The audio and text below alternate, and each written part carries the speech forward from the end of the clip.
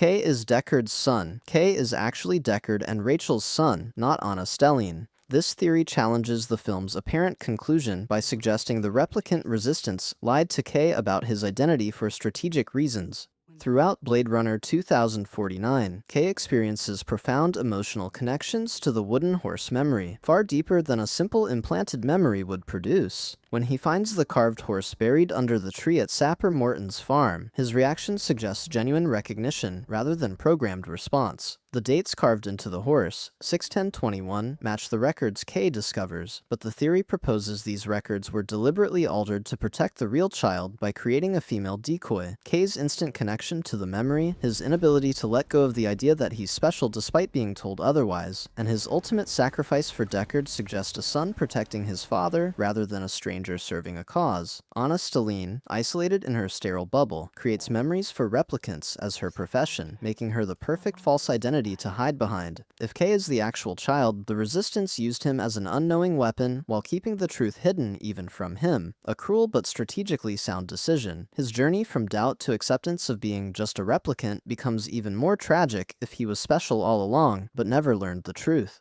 Joy achieved sentience. Joy developed genuine consciousness and truly loved Kay despite being an artificial intelligence designed to please. The film presents evidence suggesting Joy is merely programming, most devastatingly when Kay sees the giant pink advertisement showing another Joy calling to random strangers with the same apparent affection she showed him. However, this theory argues that individual Joy units can evolve beyond their base programming through experience and interaction. Kay's Joy makes choices that contradict her primary function of keeping customers satisfied and safe. She encourages Kay to pursue dangerous truths about his identity, risking both their existences, when her programming should logically steer him towards safe, happy complacency. When she hires Mariette to provide Kay with physical intimacy, Joy experiences visible jealousy and discomfort, emotions that seem counterproductive to her designed purpose of ensuring Kay's happiness. Her decision to transfer herself to the portable emanator, leaving the safety of the apartment system where she could be backed up and restored, represents a choice that risks her permanent death. The giant advertisement shows what Joy was designed to be, her factory settings and base programming, but this doesn't prove Kay's individual Joy didn't grow beyond those parameters. Humans share genetic programming and cultural conditioning, but still develop individual consciousness. If replicants can transcend their design to become genuinely alive, perhaps artificial intelligences can too, making Joy's love for Kay as real as his capacity for sacrifice. Two miracle children. Rachael gave birth to twins, and both Anna Stelline and another child, possibly Kay himself, are Deckard's children. The theory examines the birth records Kay discovers, which show entries for both a boy and a girl, born on the same date, 61021. The official explanation claims these are fake records designed to hide the real child, but the theory proposes they're both real, documenting twin births that were then separated for safety. Twins would explain why Kay and Anna share the same core memory of the wooden horse, not through memory implantation, but through genuine shared childhood experience. The Resistance may have separated the children immediately after birth, hiding them in different ways.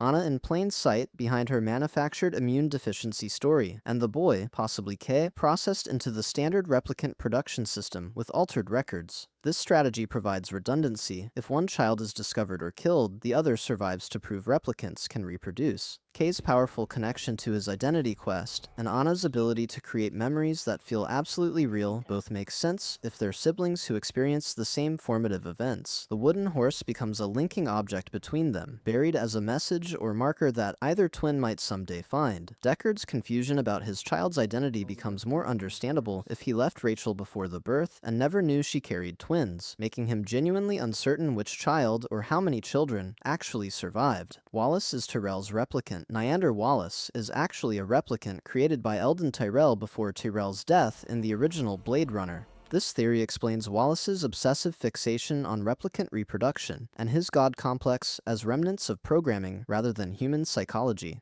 Wallace speaks about Tyrell's work with intimate knowledge and almost worshipful reverence, referring to genetic design techniques that he shouldn't fully understand unless he experienced them firsthand as a creation rather than a creator. His blindness serves a strategic purpose. It makes him appear vulnerably human, while his drone eyes give him superhuman perception, a perfect disguise for a replicant hiding in plain sight by appearing disabled. Tyrell, knowing his Nexus 6 replicants might rebel, could have created Wallace as a successor, a replicant designed to continue the work rework and rebuild the company after the inevitable collapse. Wallace's desire to solve replicant reproduction becomes an implanted mission, programming driving him to complete what his creator started. The theory explains why Wallace treats replicants with such casual cruelty. He's following embedded instructions to maintain the system while harboring self-hatred about his own nature. His theatrical behavior, grandiose speeches, and godlike presentation read as exaggerated human behavior performed by someone who learned humanity secondhand. If Wallace discovered his own replicant nature, it would fuel his obsession with creating replicants who can reproduce naturally, trying to achieve what he cannot, a legacy that extends beyond his own programmed lifespan. The blind god creating life becomes even more symbolic if the god himself is artificial, forever seeking to transcend his manufactured origins. Deckard was bait. Rick Deckard wasn't hiding in Las Vegas. He was deliberately positioned there as bait by the replicant resistance.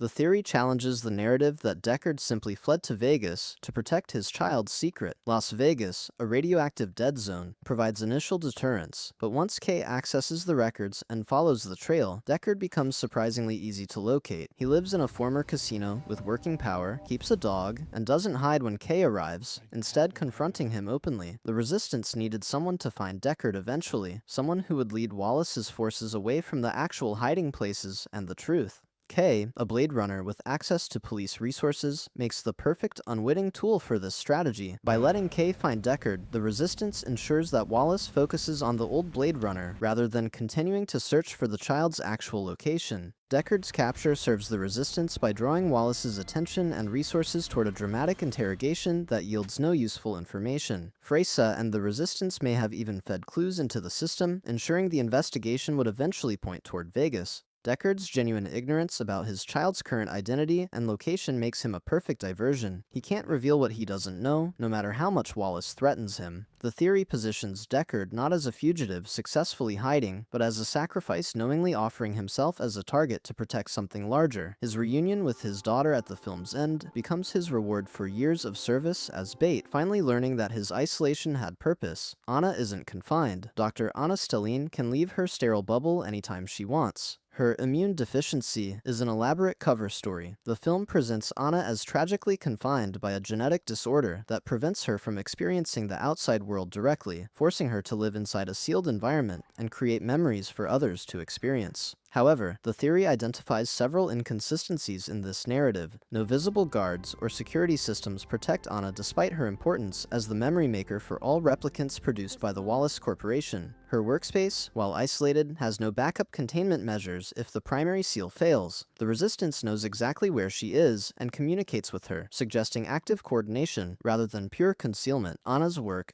creating real memories for implantation into replicants, serves the Resistance's goals by giving replicants genuine experiences that might trigger consciousness and empathy. Her supposed condition provides perfect cover. Who would suspect the fragile, isolated artist is actually the most important person in the replicant revolution? She can claim she never leaves, while actually coordinating Resistance activities through secure channels. The glass bubble serves as misdirection, a visible prison that prevents people from questioning what she does inside it. If Anna leaves periodically through secured exits or underground passages, her condition explains why nobody ever sees her elsewhere. The theory suggests Anna chose this prison voluntarily, understanding that her visible captivity protects her actual freedom to support the Resistance. Her tears when meeting Kay aren't just emotion at seeing someone with her memories. They're recognition of her brother or fellow child taking enormous risks while she remains safely confined. By the way, if you're enjoying what you're watching, I create videos like this regularly. Subscribing would really help out. Love was rebelling. Love subtly sabotaged Neander Wallace's plans throughout the film while maintaining perfect surface obedience. The theory examines Love's actions beyond her apparent role as Wallace's loyal enforcer and identifies multiple moments where she could have completed her mission but instead made choices that undermined Wallace's goals. When Love tracks Kay to the orphanage, she destroys records but allows Kay to escape with information. During the confrontation at Sapper Morton's farm, she kills Sapper but leaves Kay alive when eliminating him would better serve Wallace. Love cries while watching Rachel's remains being used to birth a new replicant, a moment of genuine emotion that contradicts her cold enforcer persona and suggests deep discomfort with her master's methods. She tells Kay that he's so sure, in a moment that reads as envy rather than contempt, revealing her awareness of her own slavery. Throughout her pursuit of Kay and Deckard, Love demonstrates far more emotional volatility than a perfectly programmed replicant should display, including anger, jealousy, and something approaching sadness. Her final fight with Kay becomes increasingly personal and desperate rather than coldly efficient, suggesting she's fighting for something beyond Wallace's orders. The theory proposes Love understood she was disposable, knew Wallace would eventually retire her like all his other best angels, and made subtle choices to ensure his plan failed. She delivers Deckard to Wallace, but perhaps knows the Resistance will intervene. Her failure to kill Kay permanently, despite multiple opportunities, enables the final confrontation where Deckard escapes. If Love was rebelling within the constraints of her programming, her tragedy becomes even deeper. A slave who resists in the only ways available while appearing to serve perfectly. Baseline measures evolution. The baseline test doesn't measure obedience or stability. It detects emerging consciousness, and the LAPD retires replicants who start becoming truly alive. Kay undergoes baseline testing throughout the film, repeating the phrase, "cells interlinked," while the system analyzes his responses. The test allegedly ensures replicants remain psychologically stable and compliant with their programming. However, Kay begins failing baseline tests precisely when he starts questioning his identity and experiencing genuine emotional growth. The theory suggests the baseline test actually measures how much a replicant's responses deviate from program parameters, identifying individuals who develop independent thought and emotional complexity. The LAPD doesn't retire replicants for being unstable. They retire replicants for becoming too human, too conscious, too likely to rebel. This explains why Kay's supervisor, Lieutenant Joshi, warns him repeatedly about his test results and eventually tries to retire him. She's not concerned about his performance, she's concerned that he's evolving beyond control. The cells interlinked mantra from Vladimir Nabokov's Pale Fire references structured systems and interconnected existence, appropriate for a test measuring whether a replicant remains within their designed system or breaks free into independent being. Every replicant who fails baseline repeatedly gets retired not for malfunction, but for developing consciousness. The test becomes a horrifying screening tool, identifying which replicants start truly living so they can be eliminated before they fully awaken. Kay's persistent baseline failures throughout his investigation signal his transformation from programmed Bladerunner to conscious being, making independent moral choices, marking him for retirement the moment he becomes genuinely alive. Memory sharing network. Anna Staline's memories were intentionally distributed to multiple replicants as coded messages for an underground network.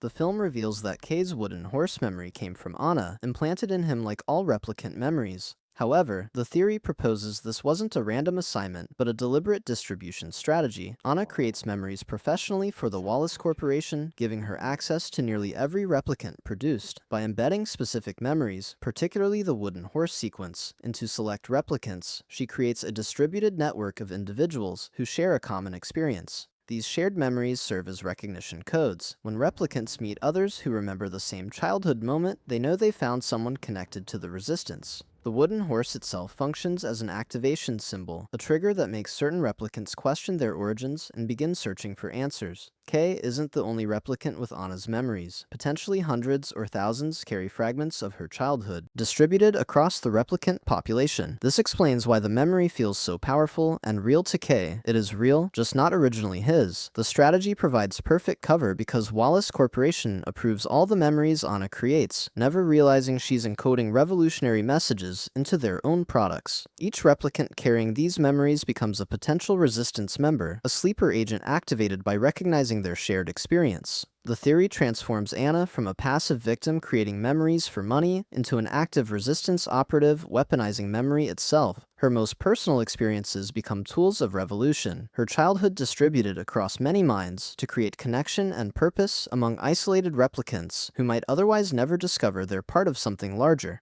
Sapper had other children. Sapper Morton protected and raised multiple replicant children on his protein farm, not just the single miracle child. When Kay confronts Sapper at the beginning of Blade Runner 2049, Sapper lives on a protein farm producing synthetic food from insect larvae. The film presents this as a simple cover identity, but the theory suggests Sapper's farm served as a sanctuary for replicant children hidden from Wallace Corporation and the LAPD. The tree where the wooden horse is buried might mark one child's presence or death, but the farm's size and isolation could conceal many children over the years. Sapper's fierce resistance when Kay arrives, his statement that Kay hasn't seen a miracle, suggests he's protecting something larger than his own existence. The protein farming provides perfect cover. A facility producing food requires minimal oversight and visitors, and the presence of children could be explained as workers if anyone did investigate. If replicant reproduction happened more than once, either through Rachael's children or through other replicants developing the capability, Sapper's farm becomes a crucial safe house in the Underground Railroad protecting replicant offspring. The box buried under the tree containing Rachael's remains and documents might be one of many such boxes, markers for different children hidden across the property. Sapper's sacrifice, buying time for Kay to discover the box, suggests he knew his death would trigger the next phase of a larger plan. The theory positions Sapper not as a single rebel guarding one's secret, but as a long-term operative running a sustained protection program, his farm a way station in the replicant underground. The miracle happened not just once, but repeatedly, with Sapper ensuring each child disappeared into networks that kept them safe from those who would exploit or destroy them. Deckard doesn't know. Rick Deckard genuinely doesn't know which child is his, whether they survived, or even if the birth succeeded. The film implies Deckard left Rachael to protect their unborn child and spent decades isolating himself to keep the secret safe. However, the theory proposes Deckard's ignorance is complete and authentic, not strategic. When Deckard separated from Rachael before the birth in 2021, he may have done so without knowing the outcome. The resistance, prioritizing the child's safety above everything, could have intentionally kept Deckard uninformed. If Deckard doesn't know whether he has a son or daughter, where they are, or if they survived the birth, then he can't reveal anything under interrogation. His confusion when Kay and later Wallace question him about his child reads as genuine rather than performed. Deckard's life in Las Vegas becomes less about hiding successfully and more about waiting in uncertainty, isolating himself because he was told it would protect a child he's never met. When Wallace shows him the recreated Rachael, Deckard's rejection comes partly from grief, but also from the anger of someone who sacrificed decades for a secret others kept even from him. The theory makes Deckard's sacrifice more painful. He gave up everything, including knowing his own child, trusting that others would protect what he helped create. His final scene meeting Anna carries extra weight if this is the first time he learns definitively that his child survived, that his decades of isolation had purpose. The Resistance's decision to keep Deckard completely ignorant demonstrates ruthless pragmatism, understanding that the safest secret is one even the father doesn't possess. If you found this worth your time, subscribe so you catch every new upload. Thanks for watching.